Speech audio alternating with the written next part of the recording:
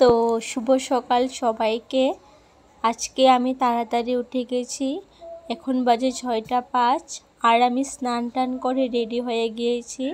আজকে এত সকালে ওঠার একটা বিশেষ কারণ আছে, যেটা আমি তোমাদের কিছুক্ষণ পরে বলবো। আর আমাদের বাড়িতে সবাই দেরিতে উঠে ঘুম থেকে, সবাই 7টা 7:30 8টা এরকম এর মধ্যে উঠে যায় সবাই। তো এখন সবাই ঘুমাচ্ছে, আমি উঠে গেছি। আর এদিকে গিলের মধ্যেও তালা দেওয়া, চাবি মার কাছে। এত সকাল মা তো ঘুম থেকে উঠে না, তাই মাকে ফোন করে উঠিয়ে দিয়েছি আমিও আজকে তো সকাল সকাল। আর এদিকে গিল টিল খুলে কাপড় টাপড় ধুয়ে দিয়ে দিয়েছি স্নান সেরে। এদিকে ভাত বসিয়েছি, তারপর চা বসিয়েছি, পরোটা করেছি আর ছানার ডাল রান্না করেছি। আর সব কিছু এত সকাল সকাল, তো এখানে ভাতও রেডি হয়ে গিয়েছে। এখন বাজে 7টা 15, রুটি তারপর ছানার ডাল হয়ে গেছে আর এখন ভাত বসানো হয়েছে। আজকে একটা জিনিস আছে তোমাদের বলবো, যার জন্য এত তাড়াহুড়া হচ্ছে ঘরে। এইদিকে আমার বোনু কোথাও চলে যাবে, তার জন্য আজকে আমার ঘরটা গুছিয়ে দিয়ে যাচ্ছে। কি আর বলবো, ও সবসময় করে না, কিন্তু আজকে কিছুদিনের জন্য কোথাও যাচ্ছে তার জন্য।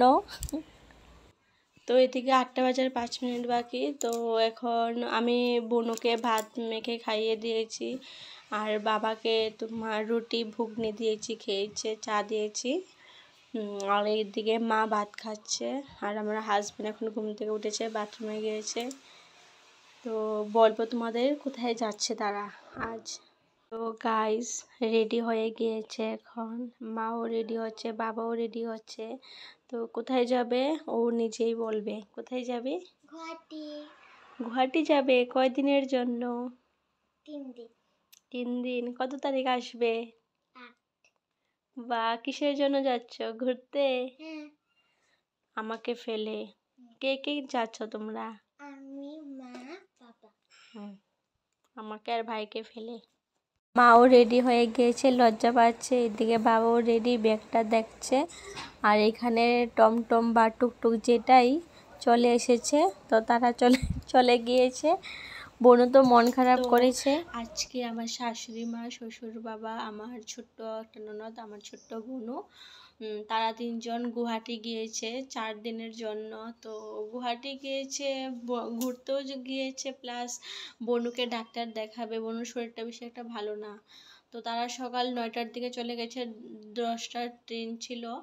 তো যাওয়ার পর আমারও মনটা একটু খারাপ হয়ে গিয়েছে, প্লাস বনুও গাড়ির মধ্যে বসে যাওয়ার সময়, স্টেশনে যাওয়ার সময় গাড়ির মধ্যে বসে একটু কান্না করছিল আমার কথা ভেবে। আবার ট্রেনেও উঠে আমার জন্য কান্না করছিল। তো মা আমাকে ফোন করে বলছিল যে ও কান্না করছে তোমার জন্য। তো আমি বলছিলাম কি হয়েছে, কান্না কেন করছিস, আমাকে কেন নিসনি? যদি নিতি তাহলে তো আজকে কান্না করতে লাগবে না। তারপরে ও হাসছে, কি আর বলবে।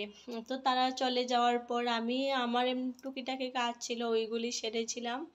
তারপর আর কোনো কাজ টাজ ছিল না, তো বসেছিলাম। তো যখন 1টা বাজে আমার হাজব্যান্ড আসবে দোকান থেকে, তো ভাত ডাল ভাজা এসব করেছি। এখনও হাজব্যান্ড আসেনি, কাস্টমার আছে দোকানে, ফোন করেছিলাম। আর এদিকে তাদেরকে ফোন করেছি, তারাও ট্রেনের মধ্যে আছে।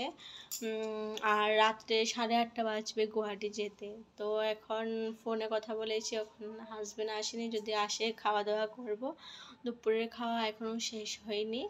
তো পাশে থাকো, আমি পরের ব্লগ আবার বানাচ্ছি। তো দেখো আমি কি কি রান্না করছি। যদি ভিডিওটা ভালো লাগে অবশ্যই লাইক কমেন্ট আর ফলো করে দিও।